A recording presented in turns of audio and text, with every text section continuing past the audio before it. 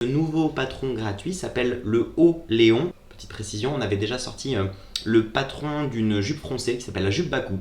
Si vous ne l'avez pas téléchargé, je vous invite à la télécharger. C'est une jupe froncée, assez simple à réaliser. Donc voilà.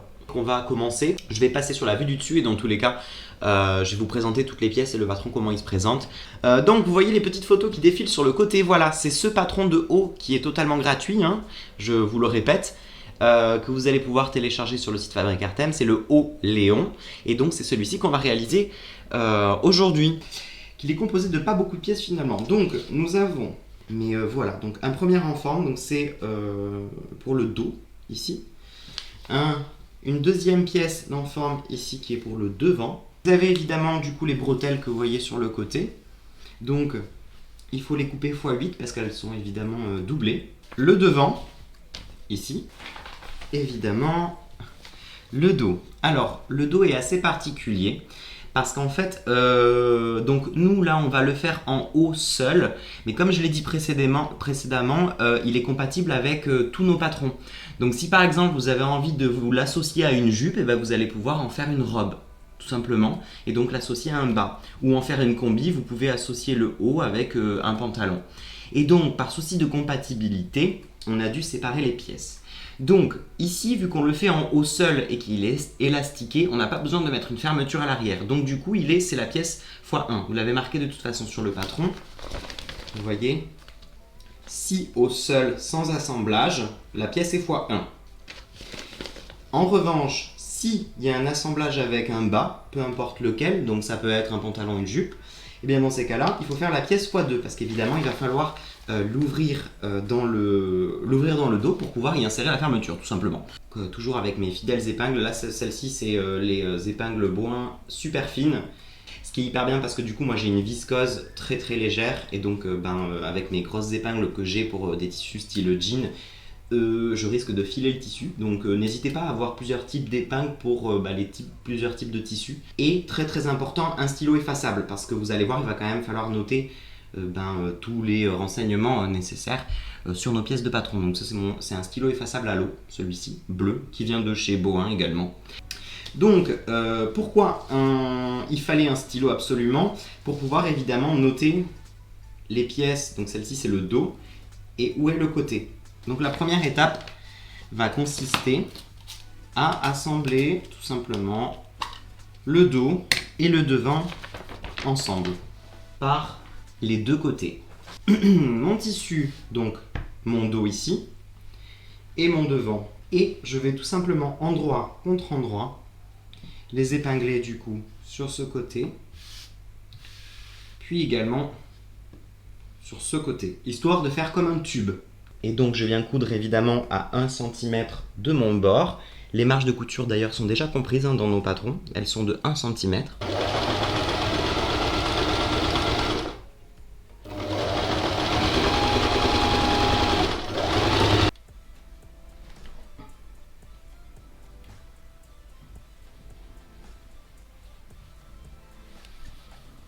Voilà. Une première couture ouverte et la deuxième.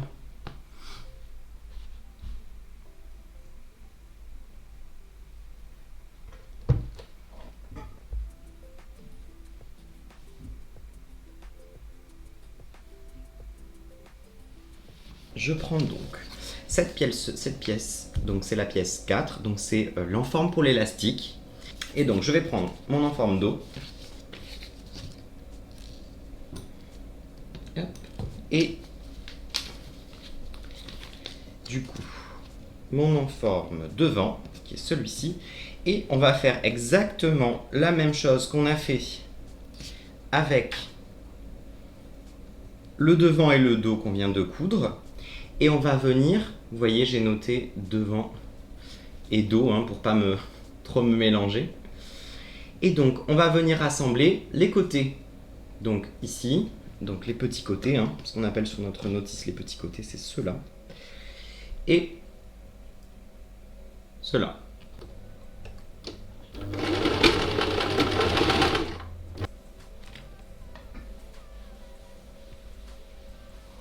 Voilà.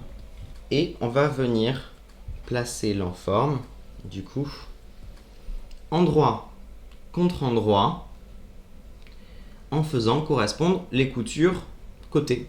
En fait, ce qu'on est en train de faire là, on est en train d'utiliser cette enforme pour créer la coulisse dans laquelle on va insérer notre élastique, tout simplement. Et donc, une fois qu'évidemment on a tout bien épinglé, on va venir du coup piquer à 1 cm du bord tout autour.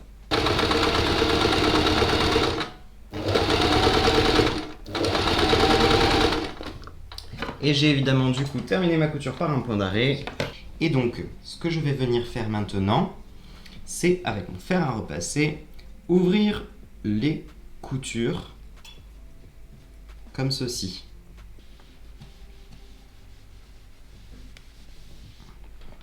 Attention, là aussi, étape très importante, une fois que j'ai ouvert toutes mes coutures de mon enforme, je vais replier en haut là, ici, 1 cm.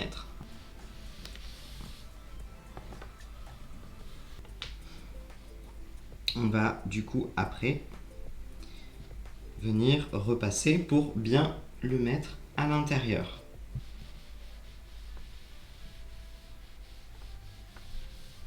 Voici les bretelles.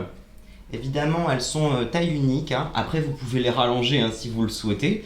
Vous pouvez également modifier le bout de ces bretelles. Vous pouvez les faire en pointe. Enfin voilà, vous pouvez vous éclater pour le coup. Nous, elles sont classiques carrées.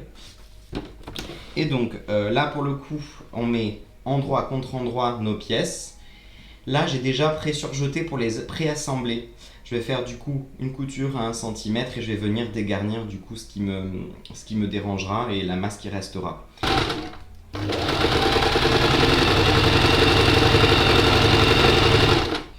Hop, j'arrive dans l'angle. Donc quand j'arrive dans un angle, comme c'est le cas ici, vous allez planter votre aiguille dans le tissu.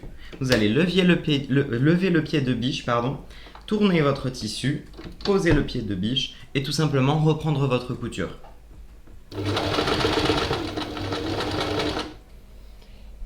Alors on voit peut-être pas trop la couture avec le blanc sur blanc. On va venir ici dégarnir les angles, donc c'est-à-dire dégarnir, j'entends enlever un petit peu de surplus pour qu'il n'y ait pas trop d'épaisseur. Et donc pour dégarnir les angles, on vient couper comme ceci. Alors évidemment pas trop près de sa couture, sinon on risque d'avoir de jolies surprises. Et on vient du coup élaguer un petit peu le surplus. Et là on va venir tout retourner. Retourner ces ouvrages.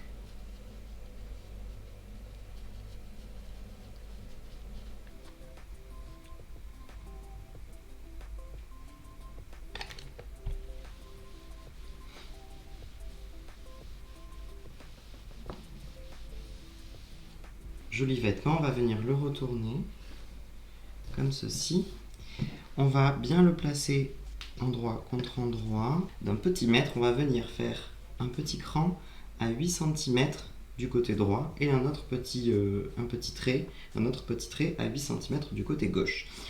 Pourquoi? C'est en fait tout simplement l'endroit où on va venir placer nos bretelles. Notre ouvrage pour faire la même opération, mais du coup sur le dos. Et donc une fois que cela est fait, on va venir du coup insérer nos bretelles comme ceci.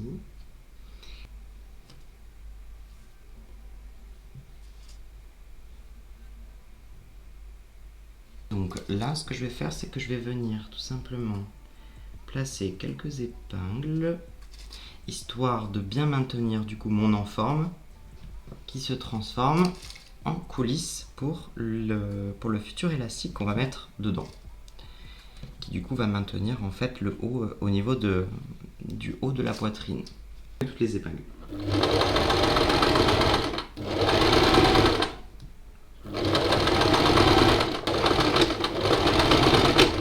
Et donc je fais un point d'arrêt en ayant laissé du coup ma petite ouverture pour venir y insérer mon élastique. Vous voyez du coup ici, là. Voilà, j'ai laissé cette ouverture-là.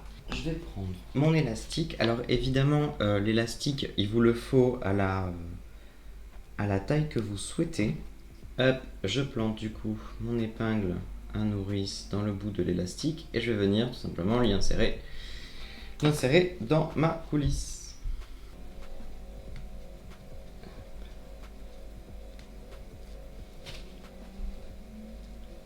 Hop.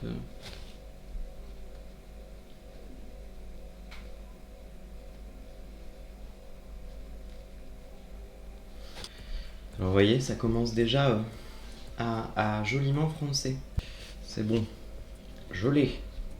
J'ai mes deux côtés d'élastique comme ceci. Et venir les mettre bord à bord. Et venir du coup piquer ici. Et n'hésitez pas à faire plusieurs allers-retours pour bien solidifier justement, bien solidifier l'élastique. Une fois que du coup on a assemblé notre élastique, pardon. Hop, bord à bord. On va venir répartir nos fronces comme on le souhaite tout simplement. Du coup fermer mon ouverture que j'avais laissée pour mon élastique. Alors attention, n'hésitez pas à bien tendre comme il faut, évidemment à ne pas piquer sur l'élastique. C'est au niveau des bretelles ici. Du coup venir les passer comme ceci et venir piquer ici en haut pour bien les consolider, en tendant évidemment le tissu et l'élastique, sinon... Vous voyez, du coup ce que j'ai fait c'est que j'ai piqué en tendant bien le tissu et l'élastique juste en nervure ici. Comme ça, sur l'endroit, nous avons du coup notre bretelle qui est placée comme ceci. Et donc, nous avons du coup notre haut qui est quasiment terminé. Et donc, je vais vous montrer ce que ça donne. Hop. Donc voici notre haut. Et il nous reste tout simplement l'ourlet du bas à faire. Du coup, je vais plier. Ce que je disais, un ourlet double, c'est un ourlet qu'on plie une première fois, puis une deuxième fois, afin d'avoir une plus jolie finition et qu'on ne voit pas le surjet, tout simplement. Et c'est ce que je vais faire.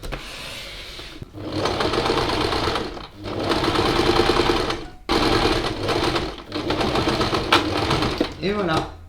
Et mon haut est totalement fini. Et donc, le voici, comme ceci. C'est chic, franchement, avec ce tissu, je le trouve vraiment canon. Regardez, c'est plutôt stylé. Et du coup, de faire les petits nouettes, évidemment comme vous le souhaitez, comme ceci. Et du coup, comme ceci, de ce côté-ci. Et de répartir évidemment bien comme il faut ces fronces. Et voilà. Je vous fais des bisous. Faites attention à vous, hydratez-vous, sautez, buvez beaucoup d'eau, parce qu'il va faire de plus en plus chaud. Voilà. Allez, à très vite, passez une bonne soirée, une bonne fin de semaine. Et à très très vite. Salut, salut. Ciao, ciao.